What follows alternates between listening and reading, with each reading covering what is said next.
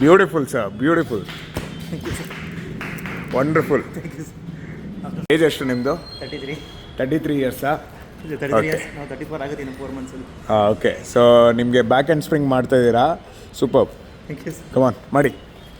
Okay, so ಇವಾಗ ನೀವು back and spring ಮಾಡ್ತಾ ಇದ್ದೀರಾ, ಎಷ್ಟು ವರ್ಷದಿಂದ ಪ್ರಾಕ್ಟೀಸ್ ಮಾಡ್ತಾ ಇದ್ದೀರಾ? ಸರ್ ಈಗ ಒಂದು 5-6 ಮಂತ್ಸ್ ಇದೆ ಸರ್. 5-6 ಮಂತ್ಸು ಜಿಮ್ನಾಸ್ಟಿಕ್ಸು ಯಾವ ಏಜಲ್ಲಿ ಕೂಡ ಮಾಡ್ಬೋದು ಅಂತ ನೀವೊಂದು ಇನ್ಸ್ಪಿರೇಷನಲ್ ಆ್ಯಕ್ಚುಲಿ ಆ್ಯಕ್ಚುಲಿ. ನಾನು ಫಸ್ಟ್ ಕೇಳಿದ್ದೆ ನಂಗೆ ಏಜ್ ಇಷ್ಟು ಸರ್ ಮಾಡ್ಬೋದಾ ಅಂತ.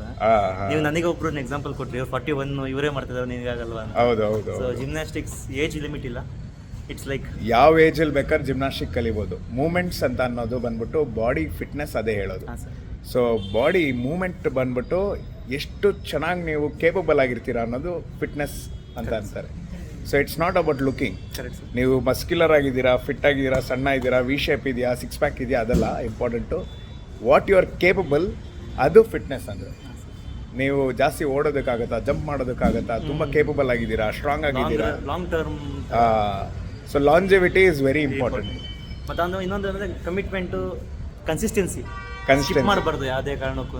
ಹೌದು ಕನ್ಸಿಸ್ಟೆಂಟ್ ಆಗಿ ಬರ್ತಾ ಇದ್ರೇನೆ ಅದು ನೀಟಾಗಿ ಒಂಥರ ಮಸಲ್ ಮೆಮರಿ ಥರ ಬಿಲ್ಡ್ ಆಗುತ್ತೆ. ಹೌದು ಅಟ್ಲೀಸ್ಟ್ ಒಂದು 2 ವೀಕ್ಸ್ ಸ್ಕಿಪ್ ಆಯಿತು ಅಂದರೆ ಮತ್ತೆ ಅದು ಒಂಥರ ಬರೋಕ್ಕೆ ಒಂದು ವೀಕ್ ಬೇಕು, ಟೈಮ್ ತೊಗೊಳುತ್ತೆ.